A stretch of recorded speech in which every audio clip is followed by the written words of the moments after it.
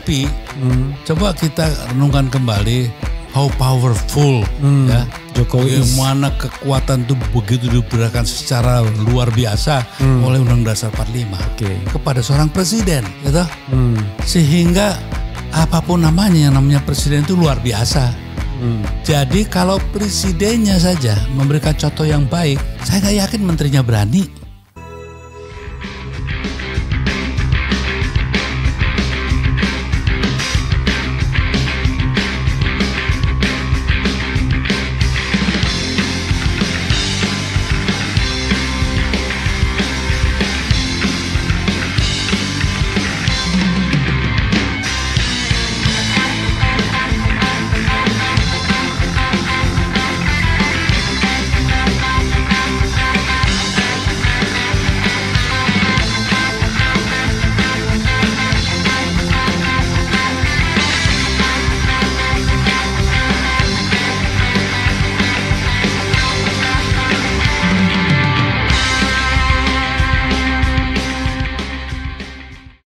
Saya tahu Mas Eros dekat sama Prabowo ya. Usianya pun Ya setahun lebih tua Mas Eros. Iya. Prabowo 51, Mas Eros 50. Jadi wajar kalau dia panggil wo doang. Iya, ya teman ya kan. Nah, orang kan selalu mengatakan kan, udah saya tahu betul dia. Kan selalu begitu kan orang kalau ketika berargumentasi, saya tahu betul, saya kenal dari dulu, saya kenal ini dan saya berharap sebagainya. Bukan saya menjamin. Ya. Untung Mas Eros berharap ya, bukan menjamin ya. Bukan menjamin. Kalau pakai skala meter Mas. Ya. Misalnya kita iseng-iseng. Kita pakai agenda lah, pemberantasan korupsi misalnya. Ya. Pengertian pemberantasan korupsi itu tanpa tebang pilih ya. Kalaupun kemudian ini diproses lebih dulu itu soal lain.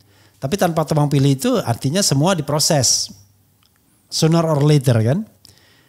Kalau soal pemberantasan korupsi berapa kalau 0 itu paling tidak bisa diharapkan 100%. Bisa diharapkan berapa persen Mas Eros? Minimal modal sekarang mungkin 60%. Minimal 60%. 60% minimal. Kalau mahasiswa tetap lulus tapi nilainya C.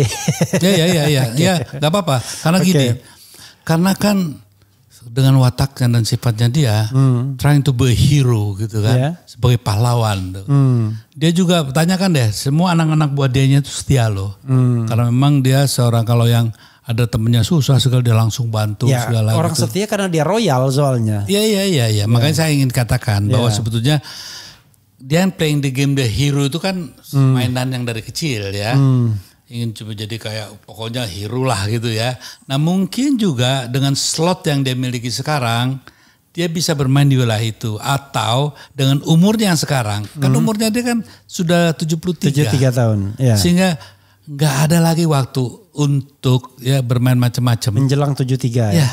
Karena kan nanti 78. Ya. Karena itu mau dekat 80. Ya. Sehingga dia akan betul-betul memikirkan legasinya.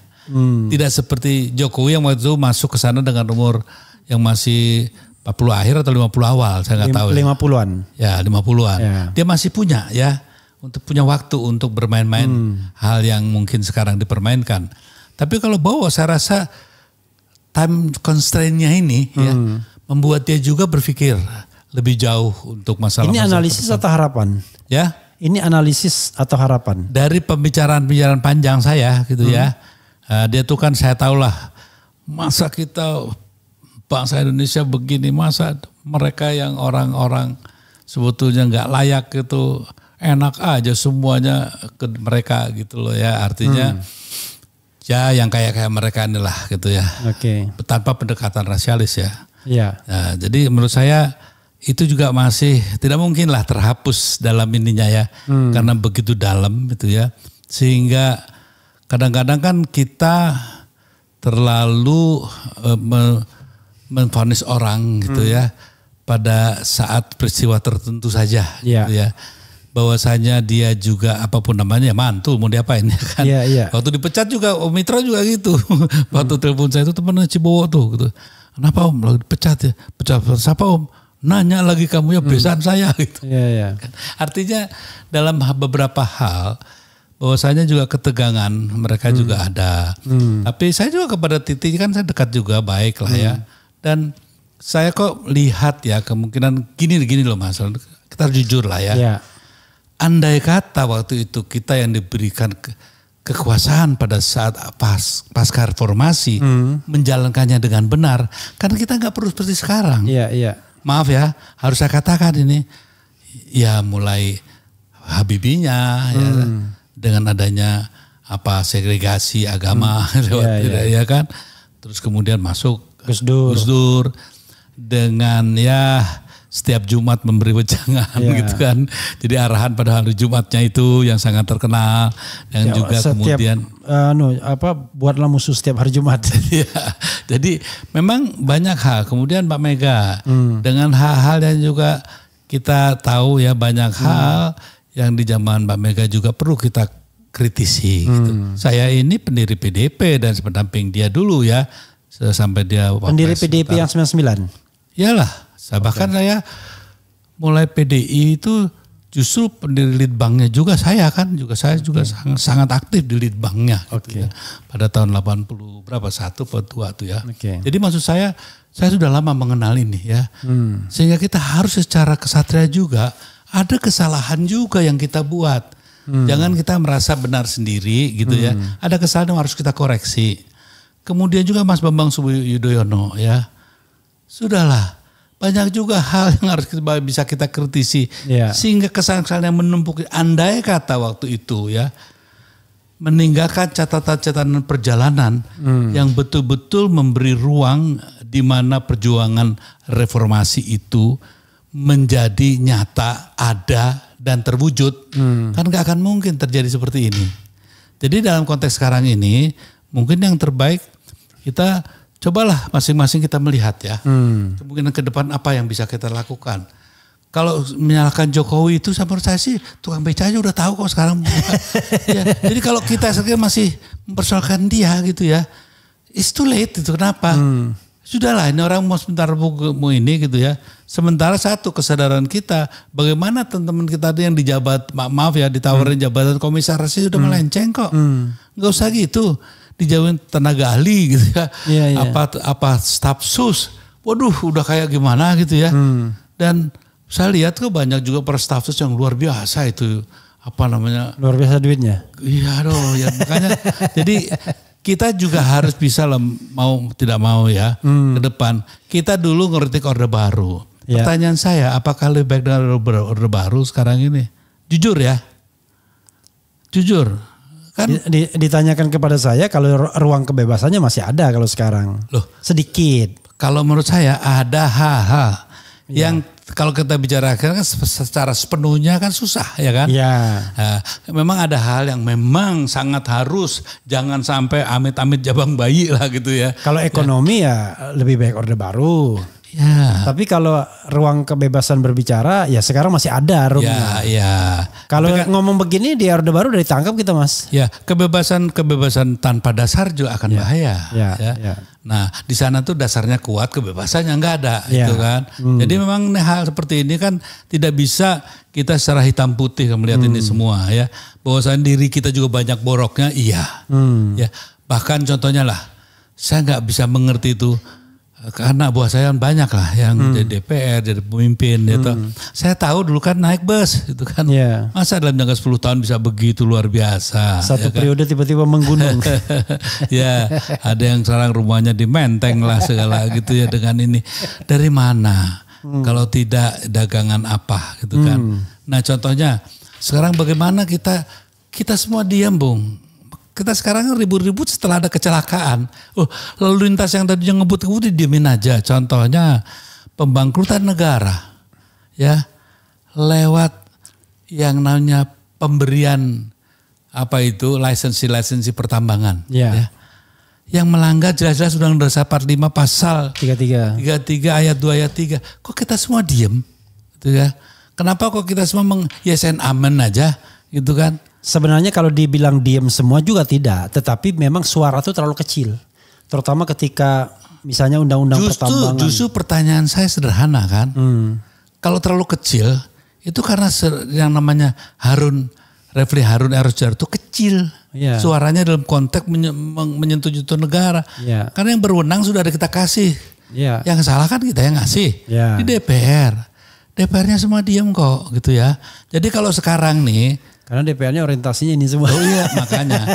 Nah dengan begitu saja, kenapa kita tidak melihat bahwasanya? Makanya saya lebih percaya orang yang mengatakan too expensive untuk memberikan seluruh kekuatan ataupun hak politik mengelola negeri ini kepada para politisi. Ya, tapi Mas ya, karena gini, saya percaya bahwa kepemimpinan itu kalau perbaikan ke depan tidak bisa ditentukan hanya satu orang saja. Ya, tapi kalau orang yang berkomitmen mungkin ada trigger mekanismenya kan. Kalau JKW nggak ada trigger, tidak sebagai trigger mekanisme dia. Tapi saya membayangkan ya, kalau sekarang orang udah biasa cari uang mudah dengan main politik, korup begitu, kan mudah sekali lihatnya kan saat masuk gembel, ketika di prosesor di politik tiba-tiba udah kaya raya kan begitu kan. Dan orang menikmati itu kan. Dan mereka adalah orang yang punya voice di masyarakat. Makanya tidak heran kan kalau approval rating Jokowi tinggi. Karena selalu dieho oleh orang-orang yang merasa puas di lingkaran kekuasaan kan. Baik di eksekutif, legislatif maupun yudikatif. Nah kan hal yang sama kan tidak akan mudah untuk berubah di zaman Prabowo. Setuju saya bahwasanya gini. Anda katakan memang tidak mungkin seorang. Tapi coba kita renungkan kembali. How powerful ya Jokowi, bagaimana kekuatan itu begitu diberikan secara luar biasa oleh Undang-Undang Dasar 45 kepada seorang presiden, ya toh, sehingga apapun namanya yang namanya presiden itu luar biasa. Jadi kalau presidennya saja memberikan contoh yang baik, saya nggak yakin menterinya berani, karena sesederhana itu, apalagi paternalistik ini ya, di mana partner klien itu masih sangat kuat di kita gitu ya. Contohnya kalau misalnya saya di kantor saya nggak ada berani macam-macam itu, karena saya nggak pernah gitu. Ya, di keluarga saya nggak pernah begitu, karena saya tidak begitu. Sehingga kehilangan percontohan ini ya. Anda mengatakan jangan korupsi loh, tapi gimana? Waktu saya masuk, ini ada mudah-mudahan Pak Menko kita yang lama. Menko mana? Yang waktu saya masuk di transformasi percepatan hukum, pertanyaan saya satu kok sama dia. Istana itu masalah atau solusi? Ya kalau solusi pasti punya beres. Tapi kalau masalahnya gak akan pernah beres itu loh. Jadi maksud saya kita harus lihat dulu lah permasalahannya secara benar dulu gitu ya. Sehingga kita bisa mengkritisi secara benar juga. Tapi kalau banyak contohnya, saya waktu diminta untuk berantas mafia tanah. Tiba-tiba mafia tanahnya foto-foto sama presiden, kan pusing saya ya kan. Jadi maksud saya hal-hal seperti itu kan realita. Jadi kalau misalnya kita bicara kebebasan, ternyata orang fasih menyebut Jokowi, Prabowo, tapi tidak berani menyebut Mr. T. Ya mungkin even Pak Mahfud sekalipun. Iya, itu katanya kan T itu kan ada di mana-mana. Di swasta ada, di kepolisian juga ada, itu kan ada di mana-mana lah ya. Tapi maksud saya beginilah, bahwasanya conspiration ya, kejahatan yang berjamaah ini kan harus ada imamnya kan, yang semuanya kan makmum ini, kan? Contohnya pernah waktu itu saya ya agak sedikit berbeda sama Master Luhut, the super minister gitu ya. Lalu dia bilang, Mas Eros, do you really think apa-apa yang saya lakukan tidak saya report ke beliau? Really? Jadi ini semua dia tahu. Come on. Emangnya saya bisa gitu aja? Ya udahlah. Saya kan punya atasan presiden. Itu kata dia. Ini saya ngomong di podcast loh ya. Iya. Jadi saya bisa bertanggung jawab kenapa saya ngomongin ini. Gitu kan. Artinya kalau toh cap itu begitu luar biasa ke si Luhut ya. Itu kan sudah diketahui, dilaporkan dan direstui oleh presiden. Jadi nggak bisa lah, jangan bilang bersama-sama lagi dong. Ada pertanggung jawab khusus gitu. Oke, ya dari sisi tata negara memang presiden ya, kan the only dia tunggal pertanggung jawabannya. Ya tapi juga dari kultur pengelolaan kekuasaan juga kan harus kita lihat. Ya. Ya, ada yang memang dia main antem sendiri gitu kan ya.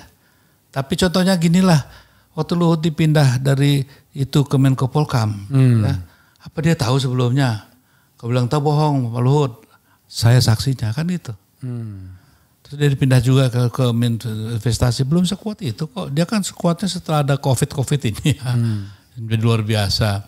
Artinya memang apapun namanya ya, kita boleh bicara ini bicara itu. Tapi Jokowi itu orang yang tahu kapan mengambil orang, kapan ini. Contohnya dia tahu nih instrumen ini kalau saya gabungkan sama ini pasti jadinya ini dia di dalam hal itu ya. Bahwasanya bukan hasil yang kita harapkan itu lain soal. Ya. Tapi kita harus akui bahwa siapa sih presiden yang paling hebat di dunia ini untuk mencipta image itu ya. Yang menjadikan citra politik menjadi realita politik. Realita politik hancur oleh citra politik. Kan hanya di sini kan yang nomor satu di sini.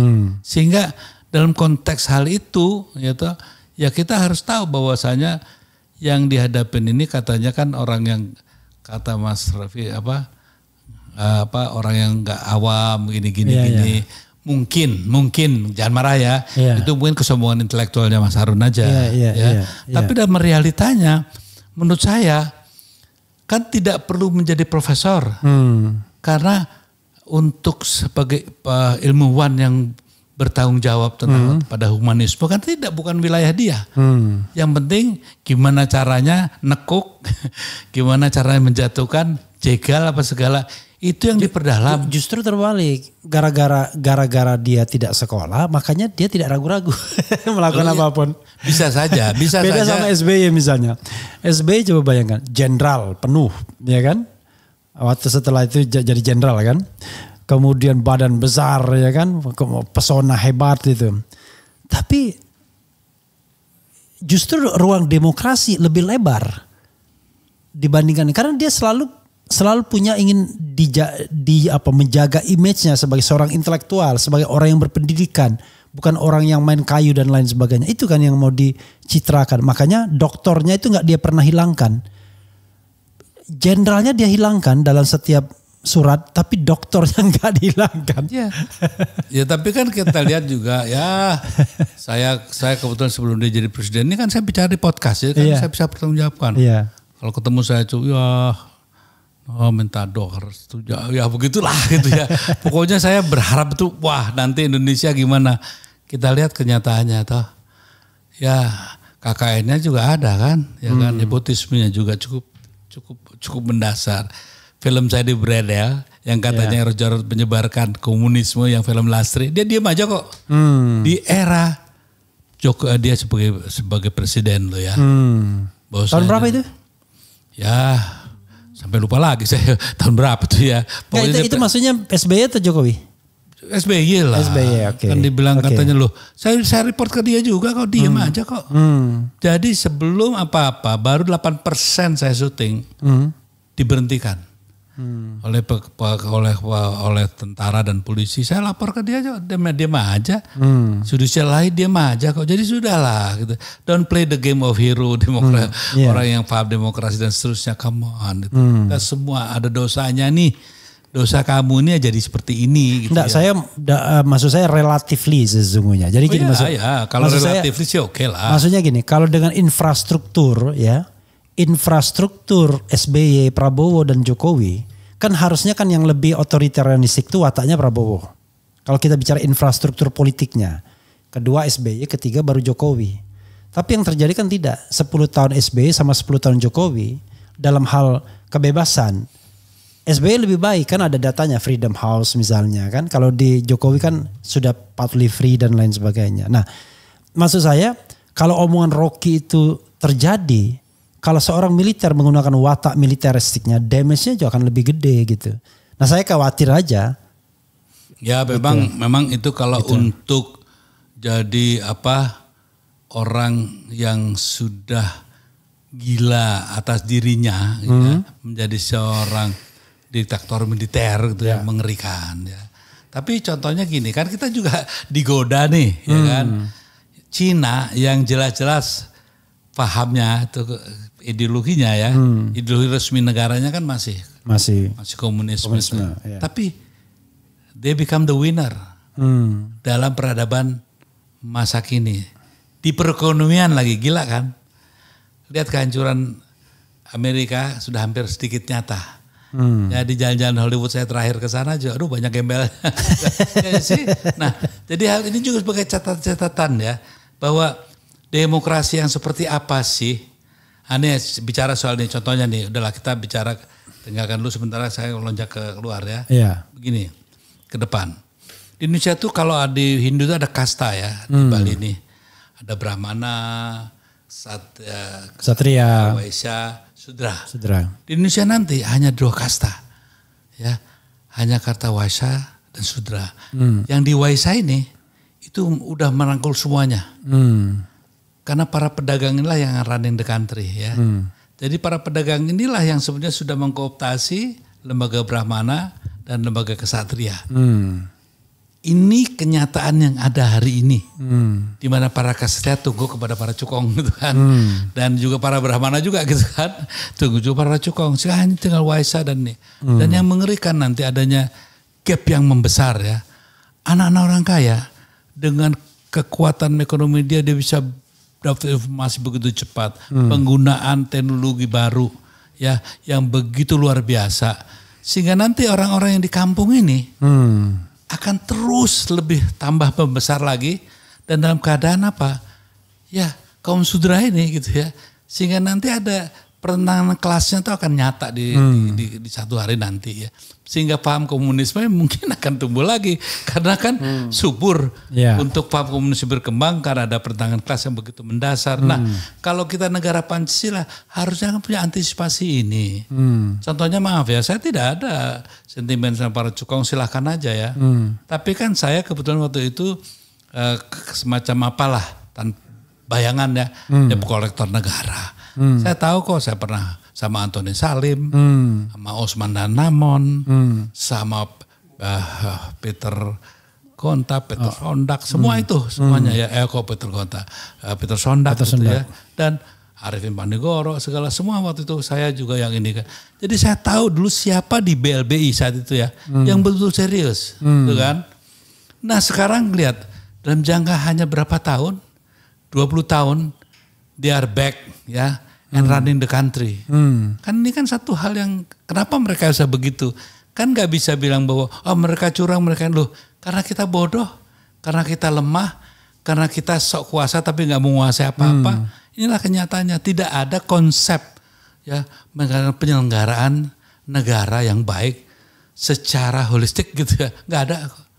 Jadi semuanya apa itu, trial and error juga enggak, sebuah improvisasi. Sehingga itu yang menurut saya sekarang kenapa kita nggak berani kaum intelektual ya mengatakan, dan budayawan juga dan juga para agamawan, yes, the defeat of the intellectuals ya, dan juga katakanlah para budayawan dan para agamawan. Ini tuh yang begitu nyata. Kemenangannya para pedagang inilah. Nah justru itu sekarang apa kita mau begini itu kan pertanyaannya. Kalau kita cuma bisa mumbling aja, marah aja sama Jokowi, terlalu kecil buat saya ya. Jokowi menurut saya terlalu kecil kita marah dia. Karena ada hal yang begitu besar di belakang itu, sebuah korporasi yang sebetulnya mempunyai kekuatan yang abadi itu, ya abadi. Karena seluruh ekonomi kita dipegang oleh mereka kok gitu ya. Pertanyaannya from where to go? Dari mana? Apa? Dari mana kita mau memulainya? Nah justru itu yang harus menjadi tantangan ke depan. Bukan mikirin yang hal mas saja ya, yang sebagai akibat. Jokowi memerangi juga akibat menurut saya. Udahlah, ini orang kalau memang udah, makanya waktu di dalam dialog saya bilang, bicara kejelekannya udahlah kita udah tahu itu sih, nggak usah. Cuman how to solve this nation problem ke depan. Karena kita akan dibenturkan satu suasana di mana pendidikan kita saja udah hancur ya.